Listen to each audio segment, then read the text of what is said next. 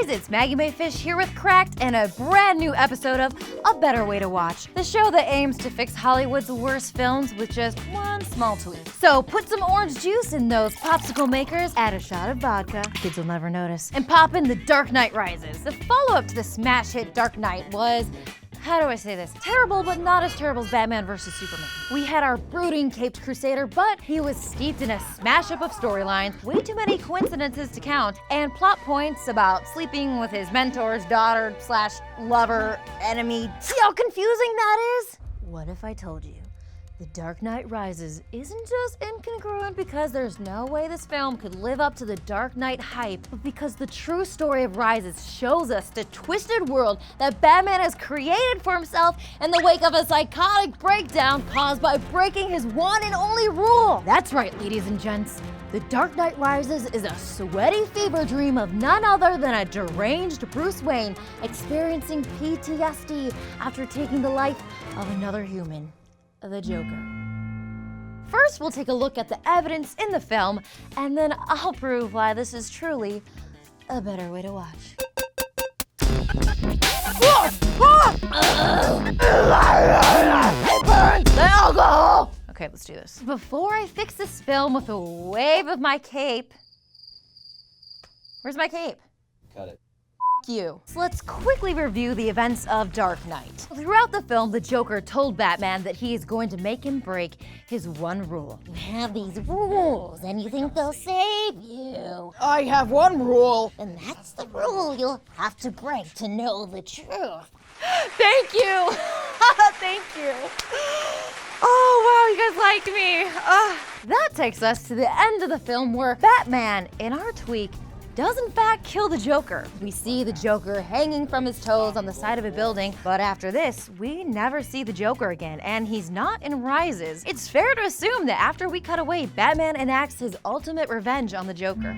Breaking the only rule he has ever held on to creates a fantasy land in his head where plot points don't add up. He sleeps with every hot lady and cat lady that he comes in contact with, and he can take an hour to make an on-fire bat signal if he wants. Now let's dive into The Dark Knight Rises and test this theory. At the beginning of the film, we have a few clues as to what Bruce Wayne has been up to since we saw him last. To put it lightly, he's gone absolutely bat insane, pun definitely intended. The first time we see Bruce, he almost kills a waitress with a crossbow. Now granted, he knows that Selena has stolen a necklace from his safe, but I only know two people that carry around crossbows, an insane person and my Uncle Gary, and you know what, I'm not at all convinced that those two are separate categories. Selena tells Bruce Wayne that the people of Gotham say he's gone crazy, that he has long nails and facial scars, and just moments before, a member of Wayne Enterprises says that he's gone crazy and he pees in mason jars. Everyone knows that Wayne's holed up in there with 8-inch nails, peeing into mason jars. Now, the purpose of this is to set up how lost Bruce is without Batman's identity.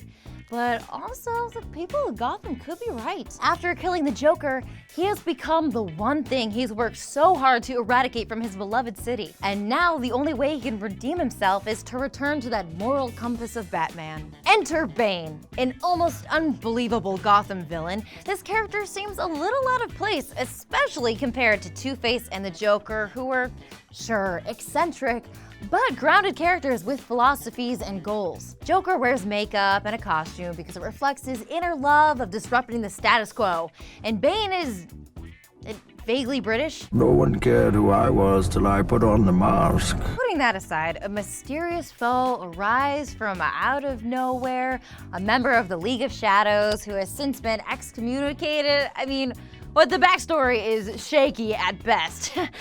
Wait, I've heard that backstory before. That's the same as Batman Begins. And that's glossing over the fact that Bane's method of chaos inducement is kind of dumb.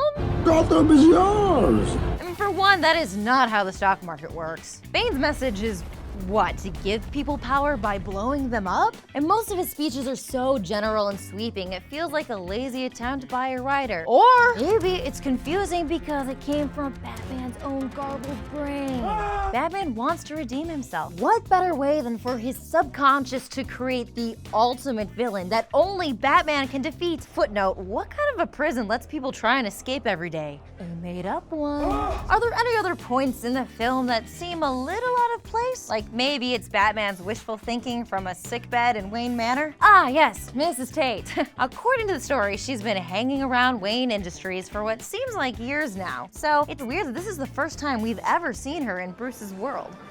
Even before you became a recluse, you never came to these things. Secondly, and maybe even more ridiculous, is that they have sex just out of nowhere with no pretense. What? I gotta say, having sex on a cold floor in a mansion does sound like something that only Batman could write in his own head. Not to mention that she ends up being the daughter of Ra's al Ghul, who is also the first person that Batman let die. I don't have to save you. Therefore, you could argue that Talia is just a ghost chasing Batman from his underlying guilt. Another clue that we might be dealing with a story formed in Batman's head, John Blake. He states that he knew Bruce Wayne was Batman on sight, just by looking at him. And he was so confident in that fact that he seeks out this millionaire, Bruce Wayne, to confront him about it. Like in real life. I am not sure that that checks out. But as part of Bruce Wayne's fantasy, this is perfect. Not only is there a horrific villain drawing him out to save Gotham, he now has a civilian asking him to come out of hiding too. Now for maybe the piece de resistance in our theory, the escape pod.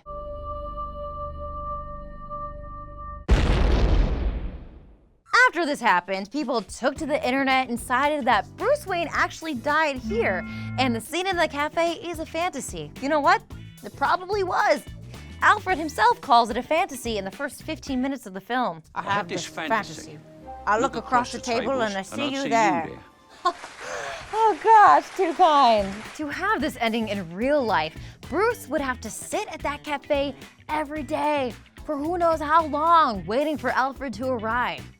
Or vice versa. I mean, what are the chances? Statistically, not great. Therefore, it's a perfect cherry on top to a Batman fever dream. Now let's take a look at the man in black himself. Here's where I would flip a cape if I had one.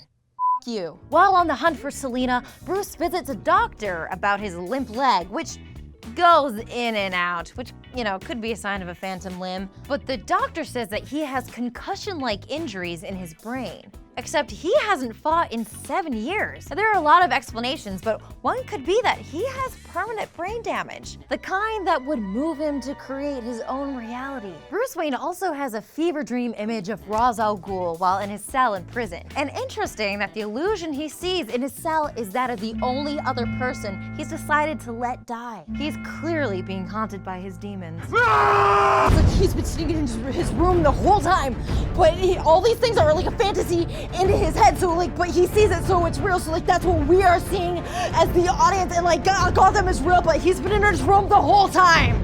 I think I just had my own fever dream. I'm gonna need a popsicle. In reality, the final film of this trilogy is the breaking of Batman, because Alfred was right. Gotham doesn't need a Batman. But without it, Bruce had no way to reconcile with what he's done. And this delusional fantasy is what lies in its wake. So there you have it, folks. The Dark Knight Rises has a lot of faults, but with this one change, voila! It's suddenly a much better ending to the trilogy. Nice try, Nolan. Nice try. Now give me that f***ing popsicle!